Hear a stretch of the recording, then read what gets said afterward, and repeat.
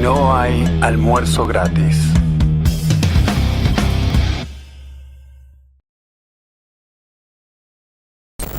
Hola gente.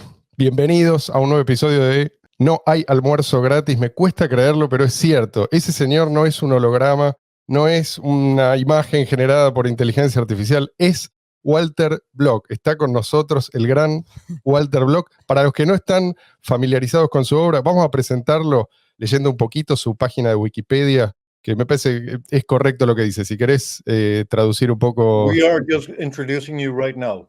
Economista estadounidense de la escuela austríaca, un importante teórico del anarcocapitalismo, discípulo de Mary Rothbard, es considerado en la actualidad uno de los más destacados representantes del libertarismo de línea austríaca, ha escrito numerosos artículos y libros en defensa del libre mercado y la libertad individual, es miembro distinguido del Instituto Mises, con sede en Estados Unidos, y del Mises Institute de Canadá, en los cuales realiza conferencias y seminarios, además catedrático de Economía de la Universidad de Loyola en Nueva Orleans. Procedo entonces. Le cuento, señor Block, una infidencia. Yo cuando el desánimo me gana, miro esa foto de usted con Rothbard cuando eran prácticamente los únicos libertarios en todo el mundo. Eso me devuelve la esperanza. Usted ya en aquel entonces abrigaba, por así decir, la esperanza de que estaban sentando las bases de un movimiento que iba a crecer tanto como efectivamente creció. Professor Block, when I see that photograph of you with Rothbard early on, were you aware that you were setting the foundation for a movement that early on? Well, I met Murray Rothbard, I think, in 1965. I was amazed and impressed, and it was just wonderful. He was my mentor, my friend, my guru, my colleague. Is the person who has had more effect on me intellectually than any other person.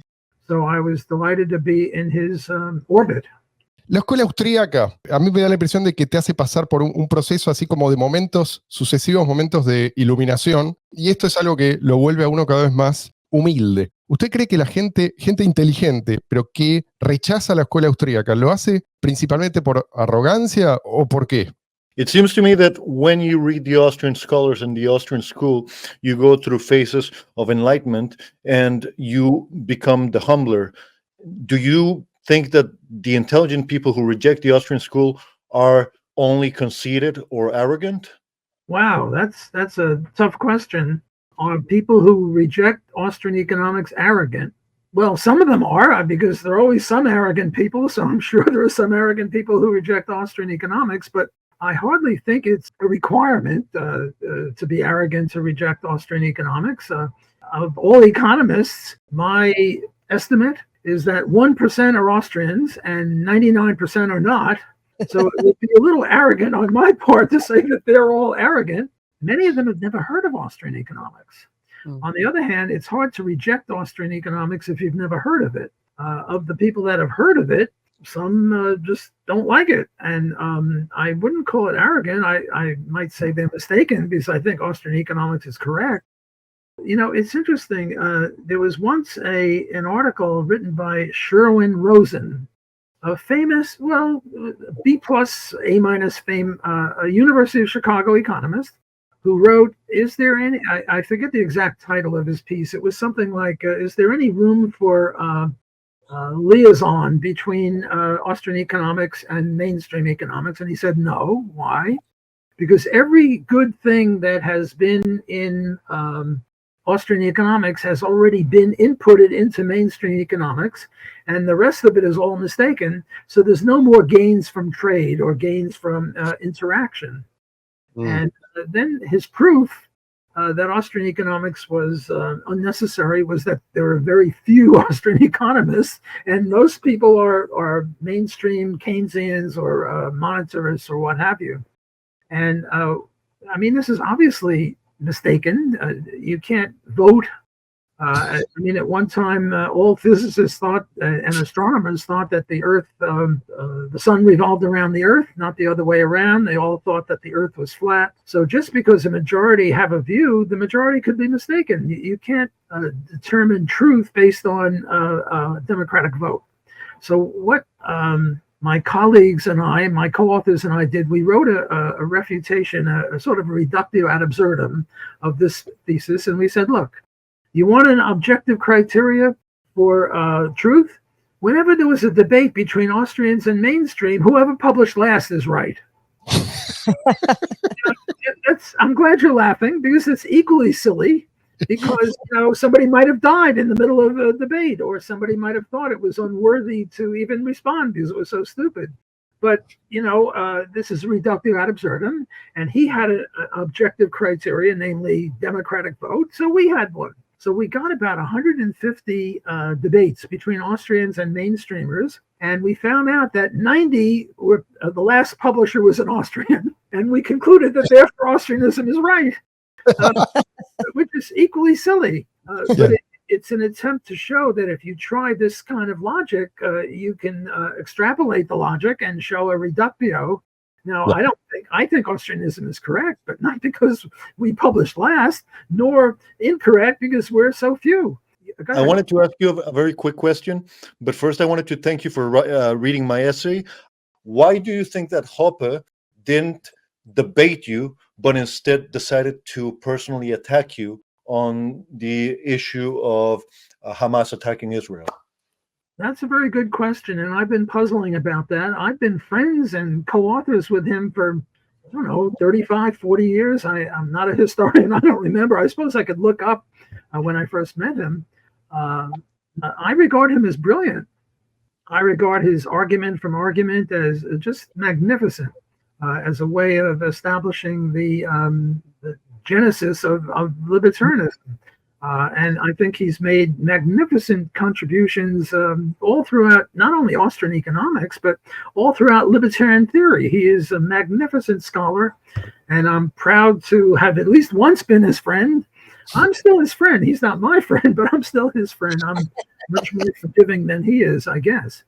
I wanted to ask you about that because you mentioned that you thought it was uncharitable, and that term, it seems to me that Murray Rothbard was married to a Christian woman, right? You are married to a Christian woman. I'm married to a Christian woman. Now, it seems to me that the Christian ethics, if you read the Christian scripture, says that you forgive a friend 70 times 7 before taking him to the judge. And this is why I was a little bit shocked that you should be portrayed as, I quote, a bloodthirsty monster from someone who is supposed to be a friend. Well, I guess I'm a better Christian than he is. I'm Jewish, but we started it before the Christians. Jesus was one of our boys. I don't hate him. I think he made a mistake. I think he was. I wouldn't mind if he disagreed, and we have disagreed on many issues. We disagreed on immigration. We disagreed on voluntary slavery. But it was always amiable, and you write this, I write that, and I would call him a learned friend or a scholar or whatever, and he would be reciprocal, and we got along fine. I mean, just because you disagree doesn't mean that you're clashing.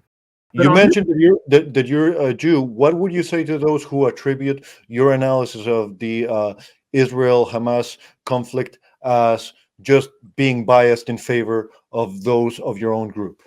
Well, I would say they're wrong.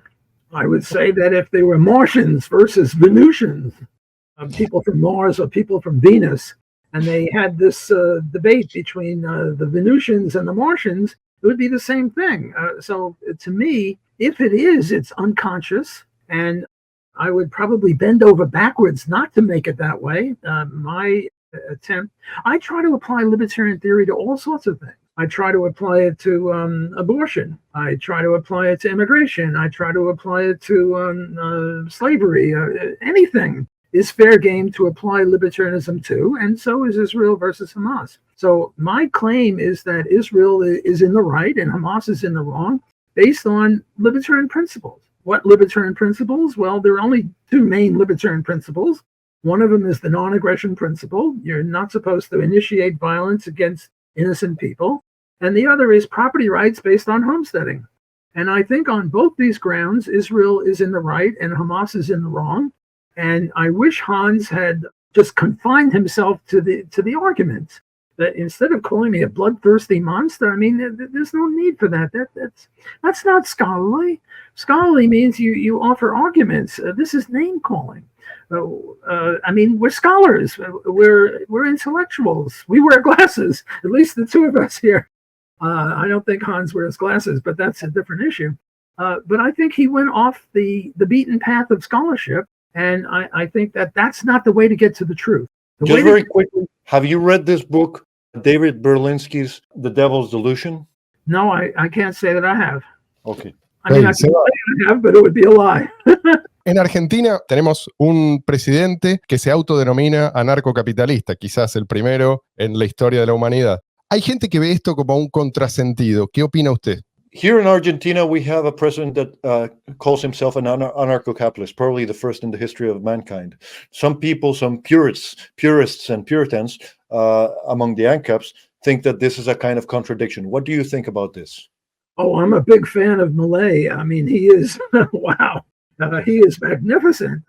I'm honored that he even mentioned me, along with Hans Hoppe and Murray Rothbard and a few other people, as other anarcho-capitalists alongside him. Now, look, nobody's perfect. He can't do exactly what he wants. If he could do exactly what he wants, he would behave a little differently. He is in a situation. He's got a Congress. He's not a dictator. So I'm just delighted with him. I mean, the idea that he favors freedom and economic freedom. I mean, this is just magnificent.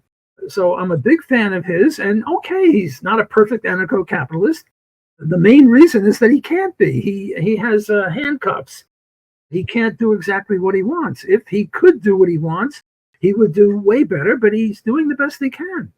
¿Qué le diría usted a los anarquistas, entre comillas, puristas, que consideran que es una concesión inaceptable esto de buscar que el Estado sea más pequeño, ¿sí? Y también a los que creen que cuanto peor estamos, mejor, porque supuestamente de esa manera la gente realmente siente el malestar y entonces es lo único que puede despertarlos y hacerlos rebelarse? What would you say to anarchist purists who view any advance in the towards the direction of the reduction of the state as actually something bad, and those who say that only by things getting worse will a reaction from the people lead towards the pure anarchist position? What would you say to those who are against any reduction of the size of the state? Well, I think they're contradicting themselves. I think that the best way to get to libertarianism is to act as a libertarian. And now what you're saying is that the best way to get to libertarianism is to eschew libertarianism. Well, I mean, if you want to be a libertarian, act libertarian. And I have a prejudice, a thought, a belief. Not only is libertarianism just and virtuous, but libertarianism is also pragmatic and utilitarian. So if you just use it as a lodestar, as a compass, you will come out better practically than if you eschew libertarianism and violate libertarianism in order to promote libertarianism. Suppose, here's an example. The Martians, they send out a message, unless you kill innocent person Joe, we'll blow up the whole world. This would be the kind of argument that people like this would use. Well, I tell you, if that were true, and we really believe that the Martians would blow up the whole world and kill everyone, I would kill Joe. And then what I would want is that the rest of you put me in jail and execute me, because execution is the proper punishment for somebody who murders an innocent person. But then the Martians send out another message that if you execute me, namely follow libertarian, we'll blow up the world again. Well, now you can have a divergence between libertarianism and pragmatism. But look at how weird you have to be.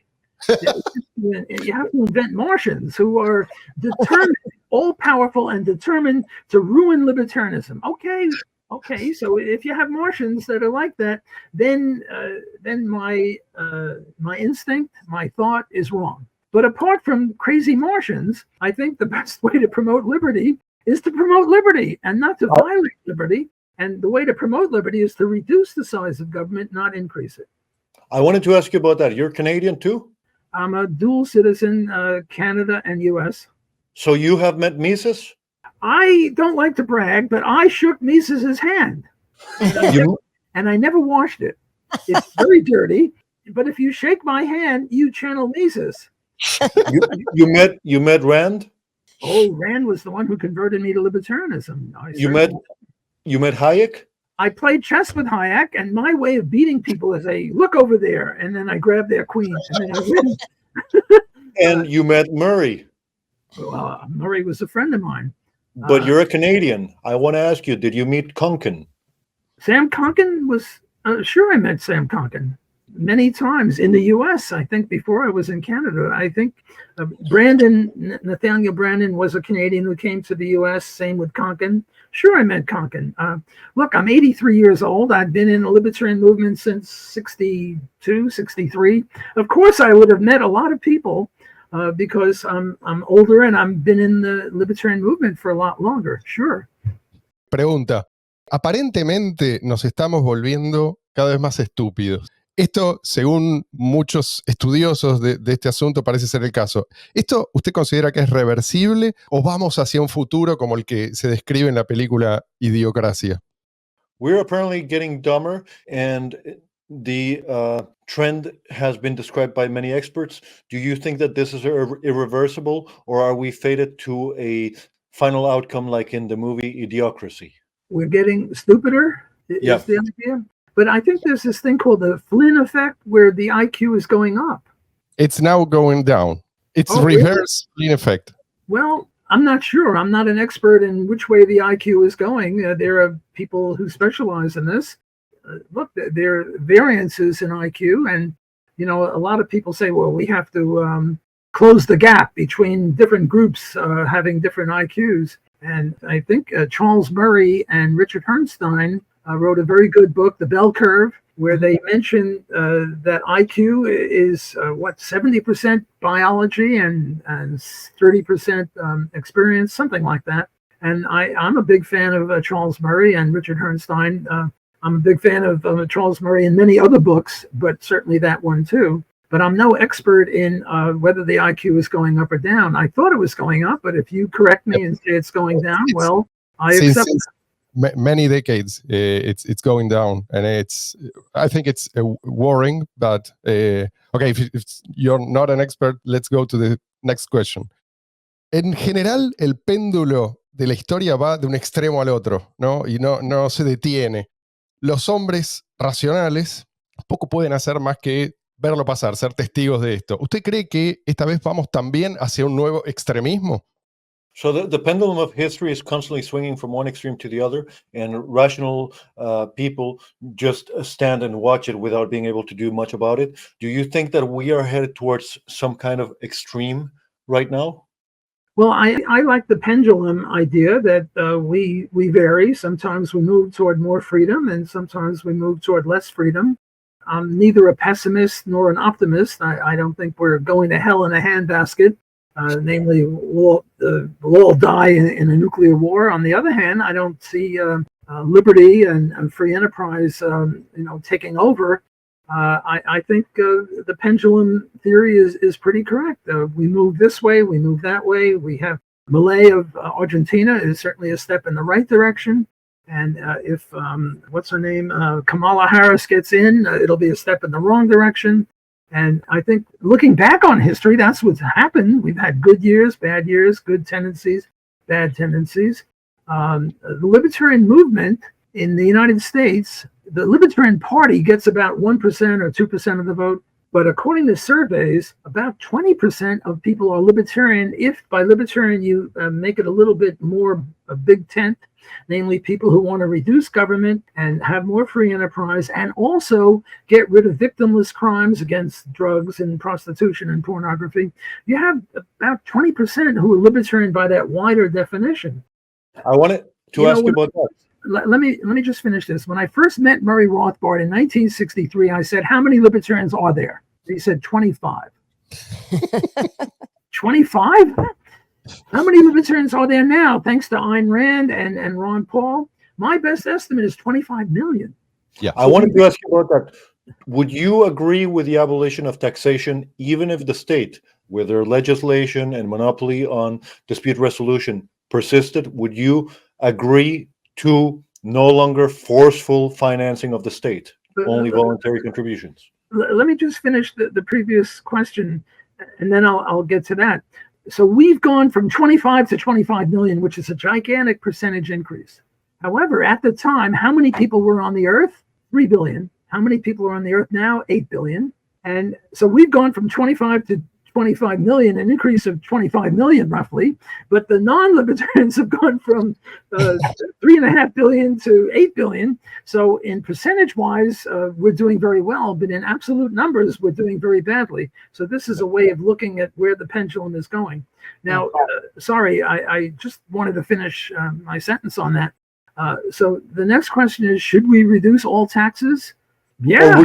Would you agree with the abolition of taxes, of involuntary payments to the state, even if the state persisted? Would you agree with making the aspect of being forced to pay for it abolished? Well, I don't know how the state can exist unless they have taxes. Well, I don't know. I suppose they could just finance themselves with money creation. But certainly, as an anarcho-capitalist libertarian, I adhere to the non-aggression principle. And whenever somebody comes to you and demands money that you haven't agreed to pay, it's theft. But nobody's agreed to pay taxes. I didn't sign any constitution. So this is a robbery. And I oppose robbery, whether it's done by a robber or a terrorist or a government, which is all the same in terms of, at least in terms of some definitions. Bueno, con respecto al desplome de la natalidad, ¿esto usted cree que se asocia necesariamente a un pesimismo generalizado o es un inevitable efecto secundario de la abundancia en la que vivimos? ¿A qué lo atribuye? Regarding the population and the birth rate plummeting, do you think that this is associated more to a generalized pessimism or to a secondary effect or byproduct of abundance in general? Well, I think the population is increasing, not decreasing. She said Birth rate. The birth rate. But I think the birth rate is increasing, not decreasing. I think the more the merrier. People are wonderful. I favor human beings. The more of them, the merrier. And at 8 billion, the earth is empty. I mean, if you take a plane from Boston to Los Angeles, east of the Mississippi, there's a few lights. West of the Mississippi, there's nobody there. Okay, Denver and Las Vegas have some lights, but the U.S. is empty. And most of the planet is empty. So I think... The birth rates are plummeting now, almost everywhere, except sub-Saharan Africa.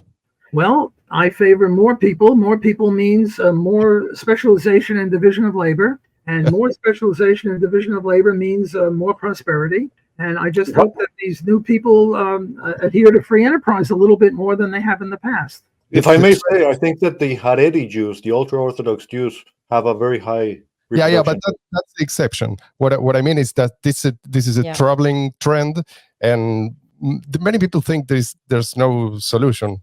Once you have it in place, it's almost impossible to recover. Do you have children, Walter? I do. How many? 2. I think the birth rate needs 2.1 women for to stay even, because there's very few babies that die. And I think in Japan, it's 1.3 or something like that, which is way below replacement. Korea is 0.7, Korea. South Korea, Italy, and Spain are less than 1. Or 1. Yeah. Oh, wow. Well, that's very bad. I wish that they would get busy and have more children. The problem, I think most problems are due to the government. Yeah. And probably. I think if this is a problem, and I think it is a problem that we're not replacing ourselves. I don't want some of my best friends are human beings. I want more human beings than fewer human beings. And I think with the welfare system, where women marry the government, in effect, and they become dependent on the government instead of dependent on a husband, which means more children. So I think that most problems are created by government, and I think this one is created by government. So if we had less government, we'd have a higher birth rate. So that's just one more reason to be a libertarian. A propósito de esto, en su libro La inevitabilidad del patriarcado, el escritor Steven Goldberg plantea que todas las sociedades que han existido y todas las que existen son patriarcales. O sea, que nunca ha existido el matriarcado y que esto, él argumenta, se debe a diferencias genéticas / neuroendocrinológicas entre hombres y mujeres. Entonces, ¿es el feminismo simplemente un error, así como lo es el comunismo? According to Goldberg's The Unavoidability of Patriarchy, all societies have tended to be patriarchal, and that means that distinction between men and women is due to neurobiological and endocrinological differences that persist. So do you think that the feminist ideology feminism is due to an error, like in the case of communism?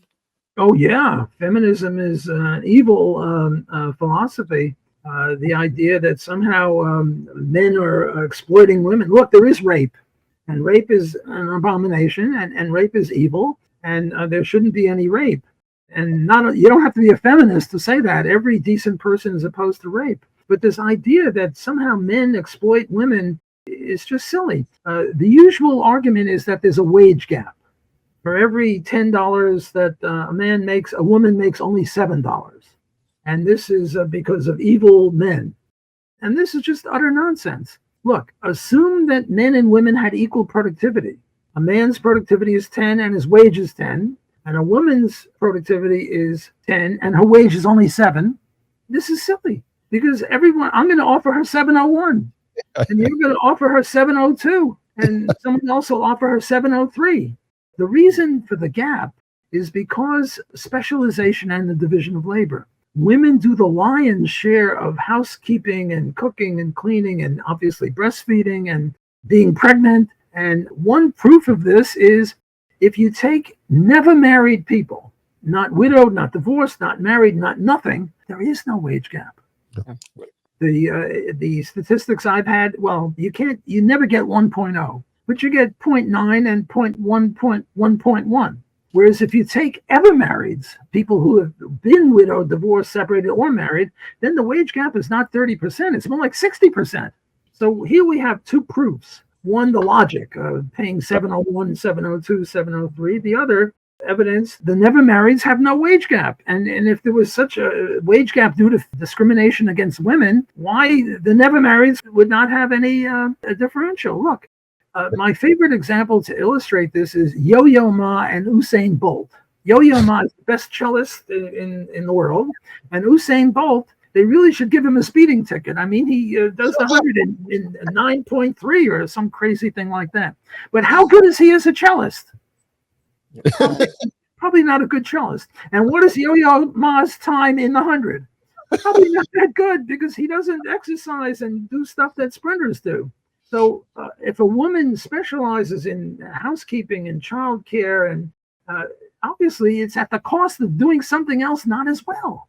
Look, when you ask, do I have children? I have children. And when my son was born, he was my firstborn, my wife has very sharp elbows. And, she didn't let me near the child. She's afraid I'd hurt him. Women are really into children in a way that men aren't. I mean, I love my children and I try to be a good father, but women have this kinship with children, which is, no big mystery because they've had the children for 9 months. So women are very into children and they have to do it at the cost of something. And they do it at the cost of not being as good a cellist or a sprinter or in the market. I wanted to ask you about that. How long have you been married? 54 years. No, 53 years, sorry. Would you be surprised if a moralist philosopher who divorces the mother of his children and marries a rich younger woman turned out to be a backstabber? Well, look, I'm not going to blame people who get a divorce. They could get a divorce for many reasons. Maybe the woman cheated, or maybe she was vicious. I don't know. I'm not going to blame every man who divorces his middle-aged wife and takes up with a younger woman. Sometimes it's for good reasons, sometimes it's for bad reasons, but it should all be legal. And libertarianism is not a theory of what's good or bad or virtuous or not virtuous. Look, we favor legalization of pornography and prostitution and drugs. Doesn't mean we favor the acts of these things, just favor the legalization. So I'm not going to say that the libertarian would be against marrying a younger woman. And look, sometimes the woman divorces the husband and marries a younger man. And I'm not going to say that that's wrong either. It's certainly, as a libertarian, I can only say, should it be legal? And my answer is yes, it should be legal. Anything that should be consenting adult. Se ha dicho que el precio de la libertad es la eterna vigilancia. ¿Usted cree, por un lado, cree que es cierto? ¿Cree que quizás en el futuro, en un mundo sin Estado, podríamos relajarnos un poco y confiar en el sistema de incentivos? It has been said that eternal vigilance is the price of freedom. Do you think that in a stateless world we would be able to just sleep on our laurels, or we would have to keep our guards up? Well, the human condition is 1 out of 100 is a criminal. I'm not sure if that's the right number, but hopefully there are very few criminals. And I think you have to make sure that you have a locked door or something. I think we'd have less crime. Again, crime, I think, is a product of the government. When they prohibit drugs, you have drug gangs. In Mexico, they have drug gangs. In the US, they have, what they ought to do is legalize all these drugs, and then there'd be no more drug gangs. Look, at one time, alcohol was prohibited. We had prohibition of alcohol, and then we had gangs shooting each other over alcohol turf. Now you want alcohol, you go to Costco or Walmart or some grocery, and there's no more gangs. So a lot of the criminality is due to the government in the first place. Now, some of it is because some people are very nasty, and we have to have eternal vigilance against them, and we have to be careful of them. But they are, let me just make the case for statism. Sorry, for statism. I'm losing my mind here. I'm getting senile. Let me make the case for anarchism. Yeah. The argument for the government is that you and I might get into a fight, and we need the government to make sure we behave. But the Canada and Burundi are in a state of anarchy with each other. Argentina and Bolivia are in a state of anarchy with each other. So if you really are against anarchy, you have to favor world government, because Canada and Cuba are in a state of anarchy with each other. Maybe Canada and Cuba will start fighting, so you need a world government, sort of like the UN, only much more powerful. But most people don't like a world government. I'm Jewish. God forbid a world government, because at least now they don't like us in Germany, we go to France. They don't like us in France, we go to Poland. We go to Israel. There's always some place to go to. But if there was world government, there'd be no place for us to go to. So world government would be just about the worst thing. And yet it's a logical implication of the argument against anarchy. So if you're really against anarchy, you have to favor world government. And since world government is highly problematic, a lot of people are really anarchists, even though they don't know it. What do you think about Thomas S? I met Thomas S also. I must have 15 articles criticizing Murray Rothbard. Just because I love him and he was my mentor doesn't mean I have to agree with him on everything. Thomas Oz is a magnificent person. He was instrumental in the US using mental illness as a way to jail people. And I agree with that. But I don't agree with him that there's no such thing as mental illness. I think there is such a thing as mental illness, and there are certain people who it would be justified to lock them up for their own good, because they will hurt themselves or they'll hurt other people. So there is mental illness, and I think part of the reason for the homelessness problem in the US is because some of those people are really mentally ill and would be much better off in a mental illness hospital. So I admire Thomas Oz greatly, but I only go with him 90%. His argument is that mental illness doesn't exist because it's not logical. It's, if you have an illness, it's of the body, not the mind. So that's his argument. Not that there's no crazy people or what we call crazy people. Well, I think he says that it's only physical illness. Yeah, exactly. But I think physically they're fine. Mentally, there's something wrong upstairs. That would be my view. Yeah, but what his argument is that you shouldn't call that disease. It's separated from medicine. I appreciate what you're saying, and I agree that your assessment of his is correct. I'm just saying I disagree. Yeah. So why he insists on that? Because he sees the dangers of that way. Because you can abuse, if you medicalize, you can end up like the Soviets, where you do not agree with communism. Well, you are mentally ill and you should be imprisoned. And that's why he's a hero, because it can't. But just because something can be abused doesn't mean that it's wrong. But he pointed out that it has been abused, and he is magnificent.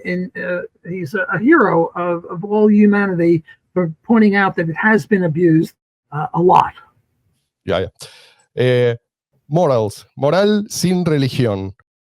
Yo tengo la sensación de que por racional que sea un sistema, digamos, que defiende un sistema de moral sin religión, le falta quizás ese relato inspirador propio de la religión. O sea, es difícil conseguir, por ejemplo, la elevación moral y el sacrificio de un mártir sin una profunda creencia religiosa. ¿Usted cree que esto es así o podemos tener eventualmente un sistema de moral sin religión con amplia adherencia y que se sostenga en el tiempo? The issue of morality with religion and morals without religion, it seems to me that the level of conviction that you would need to be a martyr requires a certain religious seal and faith that I wonder is whether it's sustainable or not with a morality that is separate from a religious belief. Do you think that that would be possible to sustain a religious form of morality without religion? Well, I think atheists can be martyrs, and I think atheists can. I'm an atheist. I'm a devout atheist, and I believe that atheists can have a sense of morality, and I think they can be martyred. In this case of the Martians, I would have been a martyr because I would have killed this guy, and I would have been accepting that I should be executed. Not, God forbid, that this should happen, but I think that's the way I would behave. I'd like to save my wife and children and all of humanity. So I don't think that martyrdom is a monopoly of religious people. I think non-religious people can be martyrs. Although religious people certainly can be martyrs. To get back to the Israeli Hamas issue, a lot of those Hamas people are very, very religious, and they are martyrs. They have, what do you call it, suicide murders. They bomb people and blow themselves up, right? That's martyrdom based on religion. I think that's a bad thing to do, but they're certainly martyrs. They really believe in their religion. And there are Israeli atheists who are going out and trying to stop them and giving up their lives for what they believe. So I don't think either group has a monopoly over martyrdom. Con respecto a la tecnología y el impacto en nuestras vidas. En un extremo tenemos a los primitivistas, en el otro extremo a los technoutopistas, y en el medio hay un amplio abanico. ¿En dónde se ubicaría usted? Regarding the impact of technology in our everyday life, you have two extremes between the primitivists and the techno-utopians, and in between there's a wide spectrum. Where would you place yourself within that spectrum? Between primitives like left-wing environmentalists who don't want any machinery. Yeah, like the Luddites, and then the techno-utopians that think that through some technological progress, all problems can be solved. Where would you place yourself in between? Well, they call me Walter Moderate Block. I'm really not moderate on many questions, but here I would be moderate. I don't think that technology will cure everything. I wish it would. That would be nice. I think economic freedom and liberty will, to the extent possible. So I'm neither a Luddite, God forbid, Luddites want to destroy all machines on the grounds that a machine will impoverish us or create unemployment. That's just a basic economic fallacy. So if I had to choose, I would choose the other way, but I don't have to choose. I can be a moderate. I could say that both sides are wrong, but I guess I'm closer to the people who believe in high tech. But I certainly don't go all the way with them. I think high tech will improve matters, hopefully. I mean, even there you have pluses and minuses. The atom bomb is high tech. The atom bomb is not exactly something that's going to promote prosperity and freedom and well-being. So there are negatives. But on balance, I mean, I just went to a dentist last week. 100 years ago, there was no dentistry. You have a cavity, you lose your tooth. People don't have teeth. Now, we have dentistry. We have one day, hopefully, we'll cure cancer. We've cured polio. So I'm more high tech than I am Luddite, but I'm not an extremist on the high tech side. ¿Qué piensa de la separación de moneda y Estado como un objetivo para ganar espacios de libertad? What do you think of the separation of money and state as a means to open spaces for liberty? Absolutely. The separation of church and state, the separation of money and state, the separation of education and state, the separation of highways and state. One of my books is we should privatize highways. The separation of everything from state. Certainly the separation of money and state. I mean, we used to have the gold standard, and now we have, what's that called? Electronic money. Bitcoin. Sorry, I'm losing it here. These are ways that we can interact without the state. So, do you have any disagreements with Mises' monetary theory at all? No, I'm a big fan of Mises on certainly on monetary theory and on much more. I disagree with Mises on antitrust and monopoly. Mises thought that it was possible to have monopoly in the marketplace, whereas Murray Rothbard in his Man, Economy and State, I think it's chapter 10, I'm not sure, criticized Mises and said it would be logically impossible for there to be a monopoly on the free enterprise system. There might be single sellers, but there could be no monopoly because we define monopoly as if you compete, you go to jail. Well, that's not a market apparatus. So I would disagree with Mises just on that issue. Well, also he wasn't an anarchist, so I would disagree with him on that. But pretty much I'm a Misesian and a Rothbardian. Última pregunta, salvo que alguien quiera hacer una pregunta más. ¿Usted ha visto crecer el movimiento libertario desde sus orígenes? ¿Tiene algún mensaje para la gente joven que nos escucha? O sea, para estos chicos que cuando nacieron la palabra libertarismo ya era conocida. You have seen the libertarian movement grow from the beginning. And do you have any words, advice, or any thoughts for these young people who already grew up with libertarianism being a word whose meaning is clear? Thank God you're joining us. I mean, we need more recruits. As I say, the Libertarian Party gets 1 or 2% of the vote. There are maybe 20% libertarians if you define it big tent widely.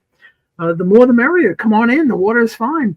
Libertarianism is the be-all and end-all of virtue. No other system. Look, the right wing is okay, sort of vaguely on free enterprise, but horrible on personal liberties. The left is sort of vaguely okay on personal liberties. Oregon legalized not just marijuana, but cocaine. But libertarians are good on both. And that's why both of them criticize libertarianism, because they say we're inconsistent. Because if we were consistent, we'd have to be either in favor of economic freedom or personal freedom. You can't be in favor of both. Well, libertarians are weird. We're in favor of both. And I don't see anything weird about that. It's the only logical position. So for young people, I say, welcome. We need your help. If we're going to have a good, just, fair, prosperous world, we need liberty. And you young people are got to carry the flag. Hayek once said that each generation is destined to fight the same battles. And I think that that's true. The next generation will have to fight the same types of battles as we have. I'm 83. You people look like you could be my children, 40 years old or so, 30 years old. And now there are 15-year-old kids, your children, who we also need to become libertarians. So we're blessed to have them. I wanted to ask you two questions before we ended.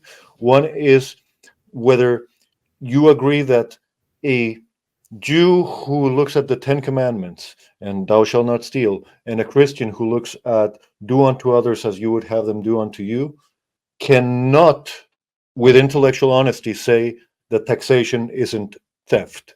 Well, I think taxation is theft, but do unto others as you would have them do unto you, the golden rule, I think is a problem, because I'm a masochist and I like people that hit me. So if I can do unto others as you would do unto me, I want you to hit me, so that means I can hit you? No. So I'm not a big fan of the golden rule because masochism ruins it. The 10 Commandments, I think most of them are very good, but this idea of not coveting things, you can covet all you want. Just keep your midst to yourself. You can covet money, you can covet beautiful women, just don't rape them and don't steal money from people and don't kill people. So I'm against coveting, or rather I'm against the rule against coveting. Not that I favor coveting, I think coveting should be legal. So that would be my answer to that question. Since we're coming to the end of it, can I tell you my Spanish joke? Okay. Please, Okay. please. At Columbia, in order to get the PhD, you needed 2 languages. And I'm very bad at languages. But they allowed you to substitute math for 1 language. So I took the mathematics test and I passed it. Now, I had 4 years of Spanish in high school and 3 years of Spanish in college, and I knew nothing. I'm just, I've heard you two speak in Spanish, and maybe every 10th word I remember. Maybe every 100th word. But in the Spanish exam, they allow you all the time you want. They allow you to bring in a Spanish-English dictionary, and you translate from Spanish to English, and I passed. I took the exam with 2 guys from Mexico, both of whom failed because they couldn't make a good English sentence to save themselves. So I used to tease them about how much better my Spanish was than these 2 guys from Mexico. You did it. You made it. Well done, well done. Congratulations. Congratulations. Voy a hablar en castellano para todos nuestros oyentes. Ha sido usted muy generoso. Estoy inmensamente agradecido por su participación en este programa. Creo que ahora sí me puedo morir tranquilo. He entrevistado al profesor Walter Block. He says that now he can die happily because he has interviewed Professor Walter Block. You're very kind. I enjoyed this greatly. And thank God for you people doing the Lord's work, so to speak, and promoting liberty. And I'm honored to be your friend. Thank you for your generosity to participate here in our podcast. Thanks so much.